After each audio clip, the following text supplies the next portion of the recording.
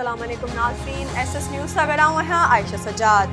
नाज़रीन, सभ खां पहिरीं हिन वक़्त जी हेडलाइंस ते नज़र विझंदासीं। चौधरी शुजात हुसैन मुस्लिम लीग काफ क़ौमी असेंबली में पार्लियामानी पार्टी जे सरबराह चौधरी मोनस इलाही खे उहिदे तां हटाए छॾियो आहे। हाणे फूड सिक्योरिटी वारो वफ़ाक़ी वज़ीर तारिक बशीर चीमा पार्लियामानी पार्टीअ जो सरबराह बणिजी वियो। अक्सरियत मेंबरनि पारां एतमाद जो इज़हार कयो वियो आहे। हैदराबाद सेंट्रल जेल वेझो नामालूम माण्हुनि जी फायरिंग सां सिंध यूनिवर्सिटी जे शागिर्दनि जी पॉइंट जो ड्राइवर क़तल थी वियो। क़तल वारे वाक़े खां पोइ सिंध यूनिवर्सिटी जे ड्राइवरनि हड़ताल करे छॾी, जॾहिं त सेंट्रल जेल जी चाढ़ी वटि ड्राइवरनि पॉइंट बसूं बीहारे रोड ब्लॉक करे छॾियो।